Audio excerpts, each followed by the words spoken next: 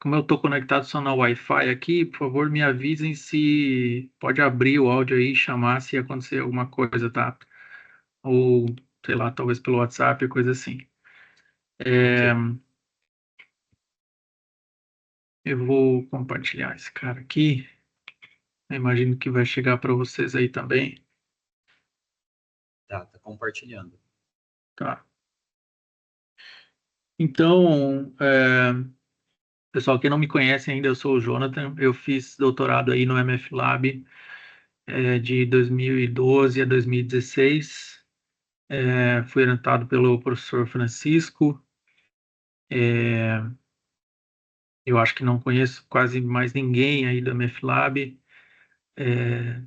nesse momento, mas o João Marcelo é um grande amigo meu, assim como o Francisco e o professor Aristeu, são amigos da vida inteira, muito, muito próximos mesmo. Então, embora vocês não saibam, a gente tem uma ligação bem grande. É, e isso tudo começou porque tanto o MF Lab quanto os nossos laboratórios, né? A gente fala LFC e LVV porque são dois laboratórios gêmeos que estão dentro do mesmo grupo de pesquisa. Então a gente também trabalhava, né, em projetos de desenvolvimento e cooperação com a Petrobras já há bastante tempo. E quando eu me inscrevi no doutorado, então esse contexto todo estava acontecendo e eu acho que eu fui bastante feliz nessa escolha, porque é, aí na MFLab eu pude ter uma visão diferente da que eu tinha, né? Afinal, a engenharia química e a engenharia mecânica tem muita coisa em comum, especialmente quanto a fenômenos de transporte, né? E termodinâmica, enfim, é, mas modelagem, mas mas também tem muita coisa diferente, né? As abordagens, a profundidade das abordagens e tal. Então, pude receber aí, especialmente do professor Aristeu, né? Fazendo as aulas com ele na pós-graduação, uma visão bastante diferente da que eu já tinha, e isso complementou bastante a minha formação. E eu sugiro para todo mundo, né, tentar ter acesso, contato, pelo menos, com outras disciplinas, além da sua área core, né, na sua área núcleo, porque senão a gente fica muito, muito fechado no que, com o que trabalha, falando sempre com as mesmas pessoas, e eu acho que a gente precisa, uma parte do nosso trabalho um pouco também ter uma visão global, assim, sabe, das coisas, tá?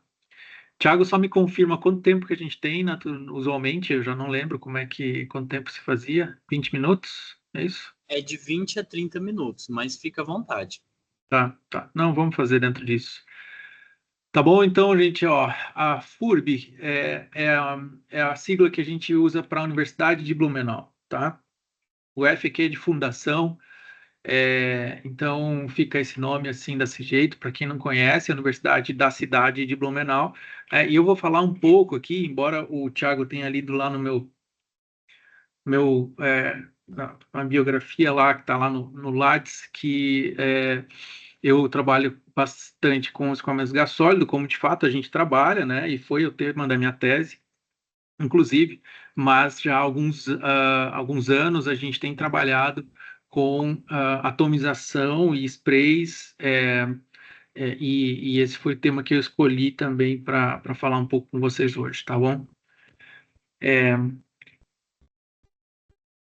então, para quem não está muito localizado, né, só para eu sempre gosto de localizar todo mundo. Blumenau é uma cidade do estado de Santa Catarina, que fica próxima da costa, perto das praias, tem uma cultura alemã bastante forte, um alto índice de desenvolvimento humano, uma cidade muito segura, é, uma excelente qualidade de vida, é, tem essa arquitetura, né? Não é a cidade inteira, claro, mas tem uma culinária, uma gastronomia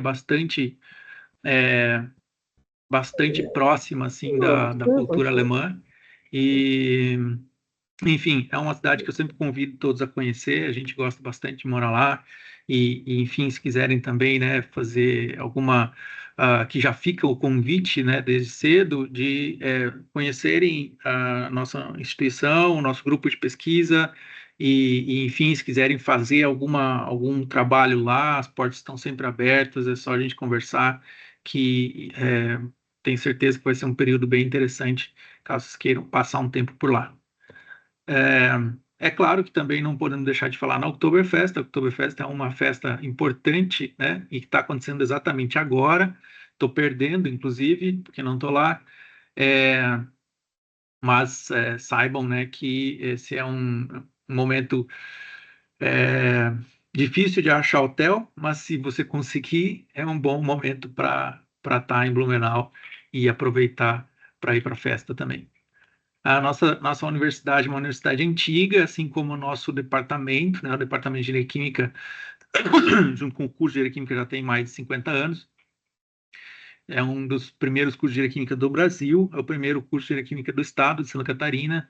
Esse aqui é o nosso prédio, né? O prédio da Engenharia Química lá no campus tecnológico. E, enfim, tem uma história bem longa. Aí, embora não seja uma universidade grande, né? Não se compara ao tamanho da UFO, mas é uma universidade antiga, aqui lá do interior de Santa Catarina. E o Laboratório de Fluidodinâmica Computacional e de Verificação e Validação já tem 25 anos, foram fundados pelo professor Henry França Mayer, que talvez vocês já ouviram falar, que é esse cara aqui, que é o coordenador geral do laboratório, né? Eu e o professor Rodrigo fazemos parte, como professores, desse grupo de pesquisa do laboratório, né? Eu tenho atuado um pouco mais como coordenador executivo nesse momento. E aí a gente tem lá também pesquisadores contratados em projetos de pesquisa, né? O Diego Venturi também fez doutorado aí no MFLab. Talvez vocês já ouviram falar também do Valdir Martignoni. Enfim, tem alunos de doutorado, tem alunos de mestrado, alunos de graduação, de uma forma bem parecida como o MFLab, e isso é natural. Os grupos de pesquisa normalmente são assim, tá?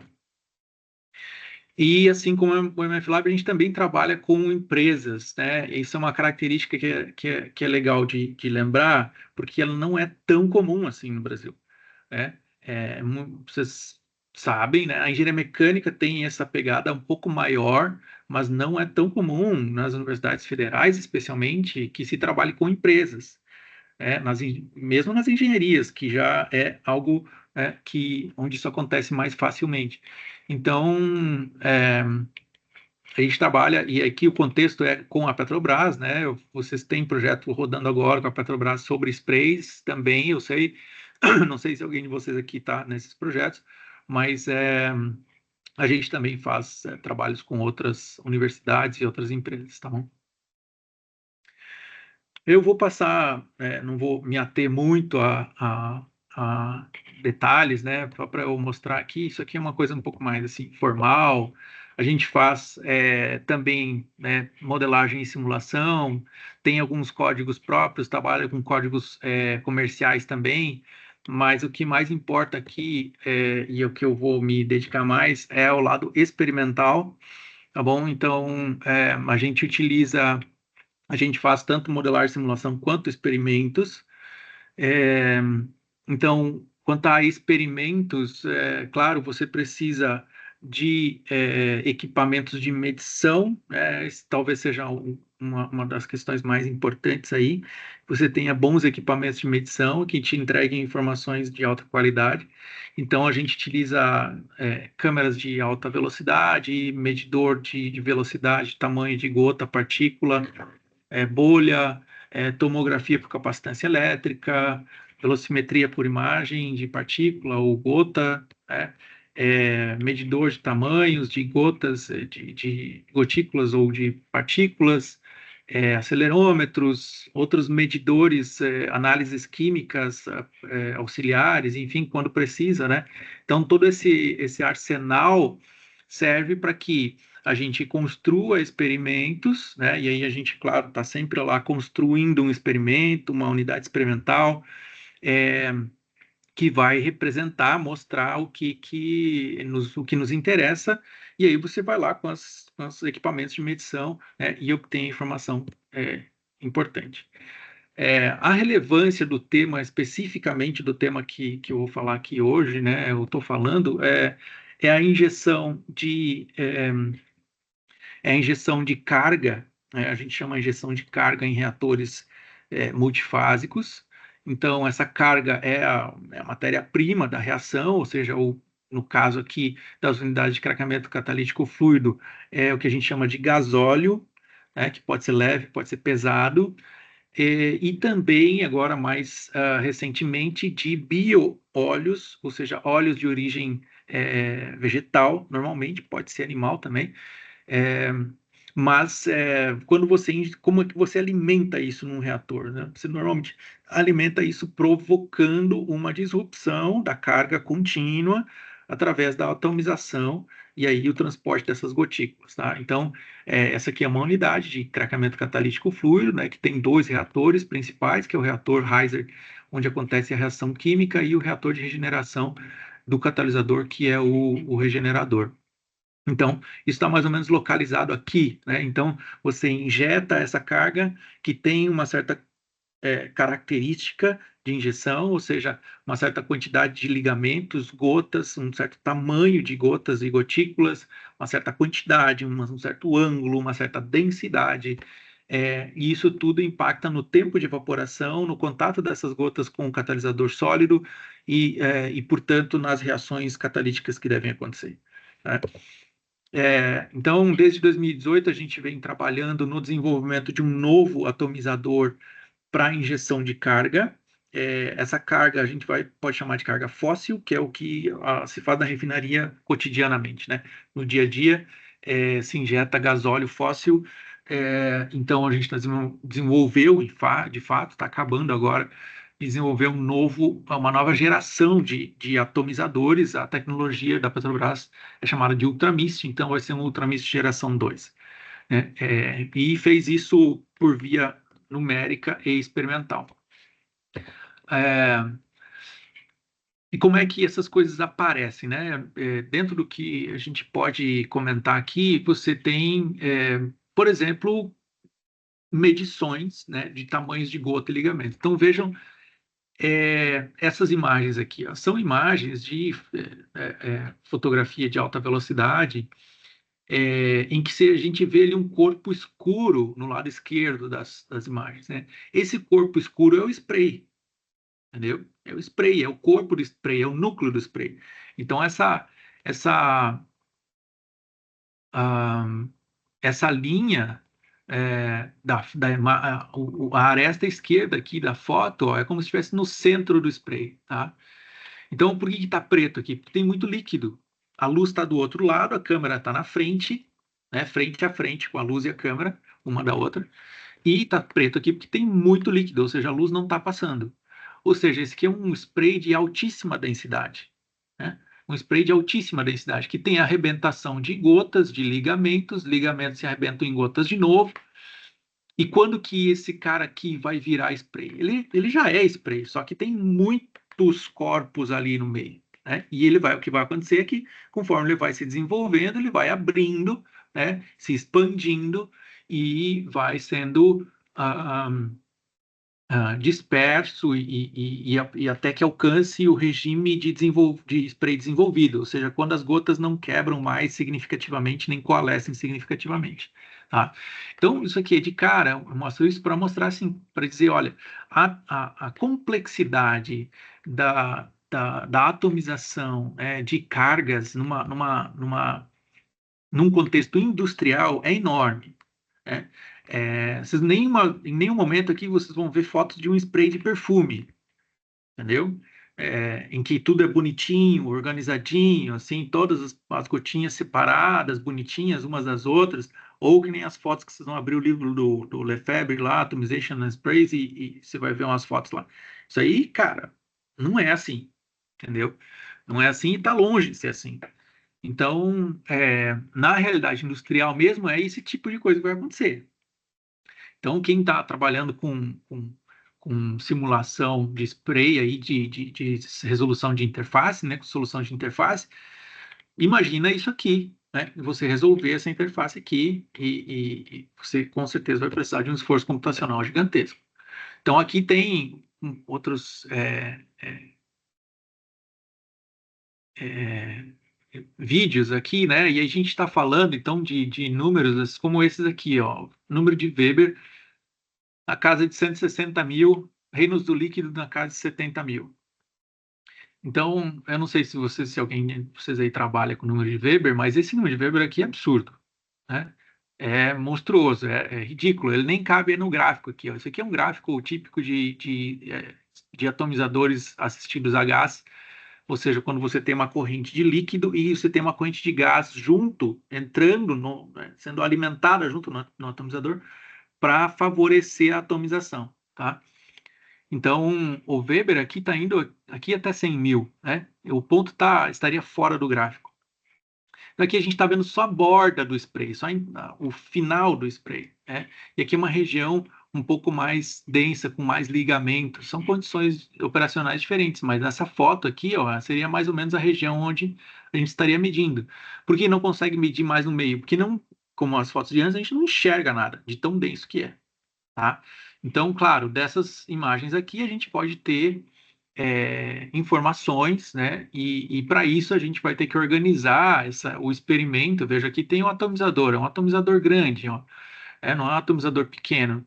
Então se cria aqui uma câmara, né, de um meio quiescente de atomização. Você posiciona os medidores, podem ser câmeras, podem ser lasers, como esse caso aqui, né? Aqui é uma outra câmara, isso aqui é na Universidade de Bremen, onde a gente também faz experimentos.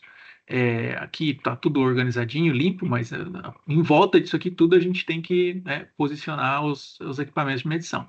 E aqui dentro é uma vista, isso aqui é uma vista interna desse container. Aqui, esses dois containers, na verdade, esses dois containers são o que a gente chama de unidade experimental de atomização em sprays do nosso laboratório. E a gente colocou isso lá fora no estacionamento, não fica dentro do prédio que eu mostrei antes, porque no prédio não tinha espaço suficiente para você fazer atomização, porque só o atomizador, que o atomizador é em escala real, mas em vez de ter várias câmaras, ele tem uma só. Enfim, de qualquer forma, ele fica muito grande, né? Aqui vocês estão vendo o tamanho dele, né? É, esse acrílico aqui deve ter 1,80 m de altura, mais ou menos, então ele tem 1 metro aí, pelo menos 1 metro e pouco de comprimento e mais tantos metros aqui para baixo, então ele não cabe numa sala normal, tá? Então a gente teve que cortar o chão do container de cima, cortar o teto do container de baixo e fazer um vão aqui livre de um container para o outro. Então, é um experimento de grande escala, justamente porque o spray é muito intenso, né?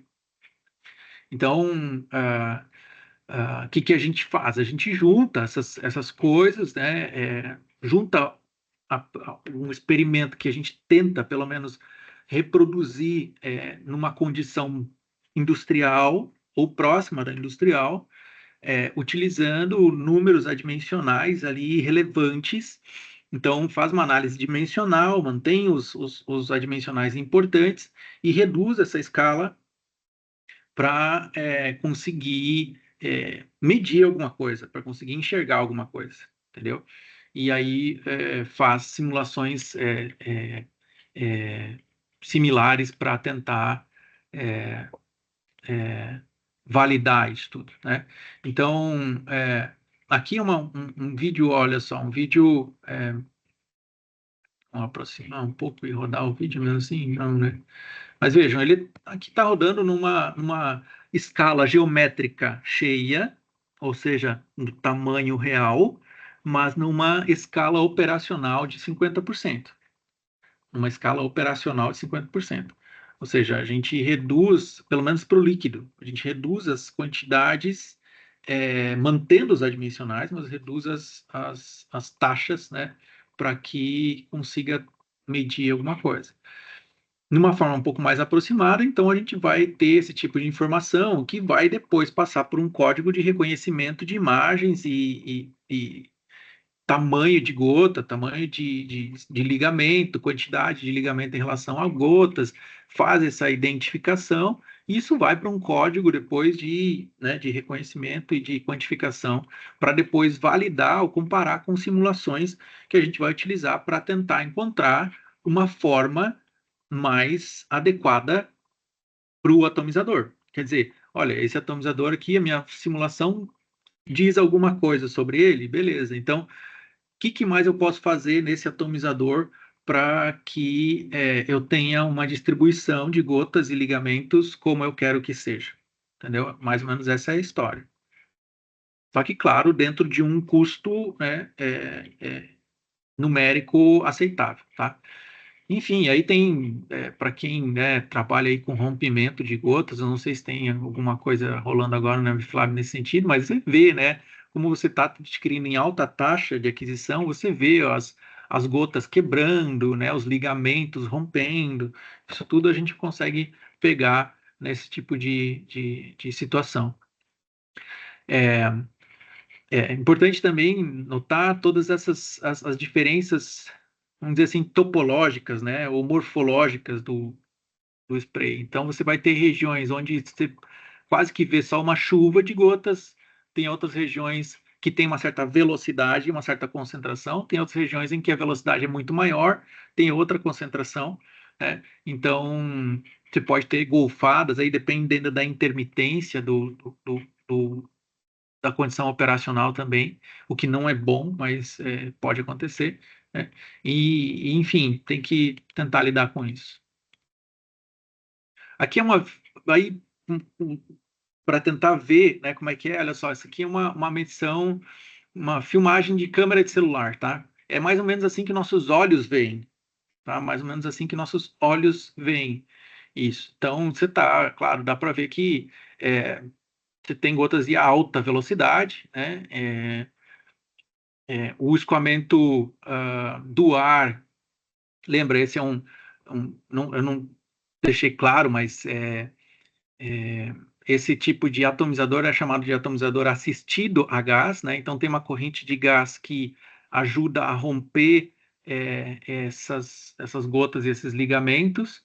E aí, dependendo do bocal que você tem lá dentro, você vai ter escoamentos sônicos ou maiores do que sônicos, se é que você precisa disso, né? Você pode não precisar também. Então, depende muito do que você, de quanta energia você pode gastar nisso e a eficiência, tá?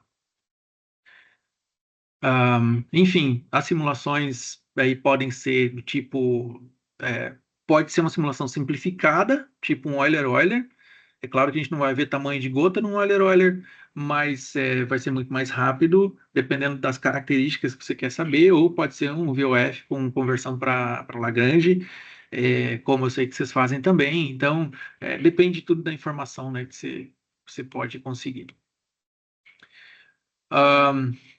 Então, a missão é muito, em grande parte é essa: você quantificar tamanhos de gota, quantificar tamanho de ligamento, porcentagem de ligamento, para tentar saber se o teu atomizador é bom ou ruim, e você vai utilizar dimensionais, né, para que você consiga ter uma noção do que é do estado do escoamento e caso você precise mudar também as condições para fazer medições.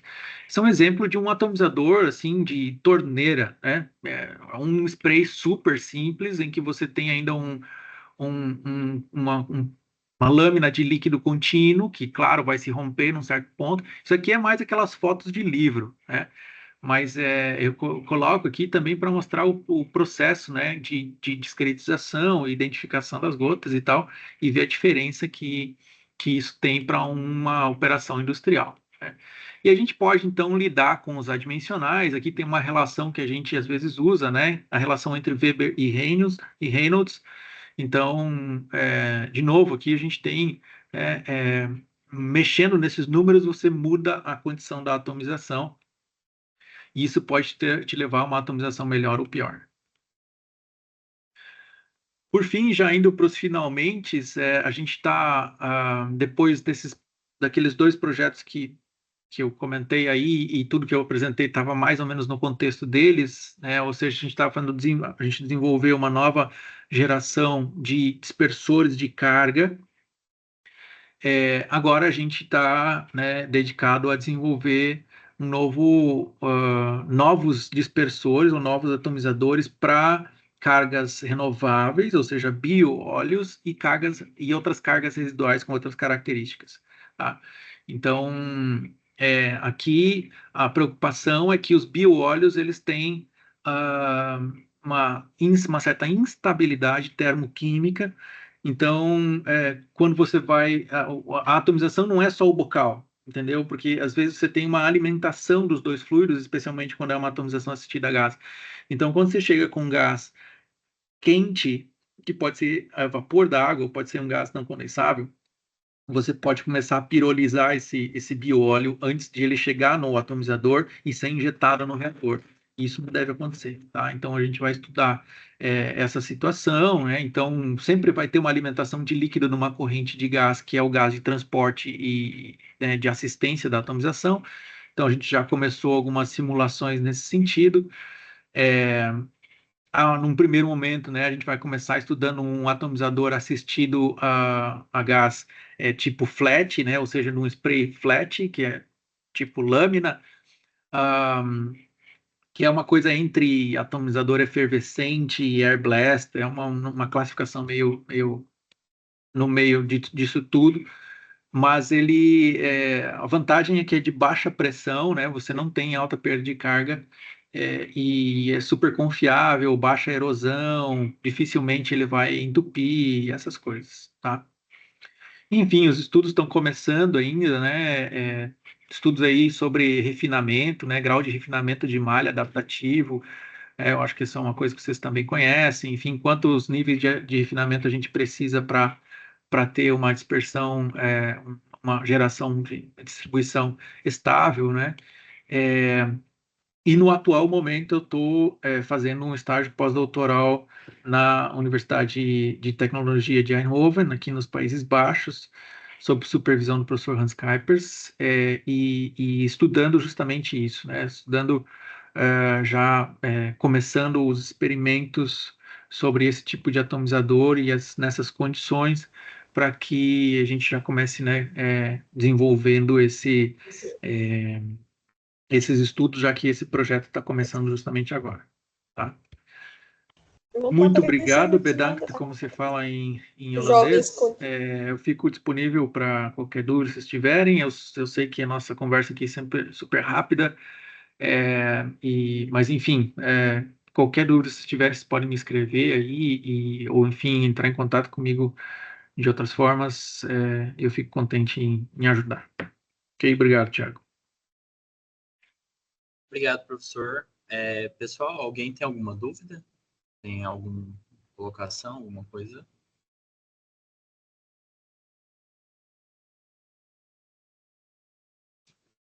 Bom, acho que se não tiver muitas dúvidas, não tiver dúvidas, muito obrigado, professor, mais uma vez por ter aceitado o convite e obrigado pela apresentação. Tudo bem, eu que agradeço, Thiago. Obrigado a todos. Tchau, tchau.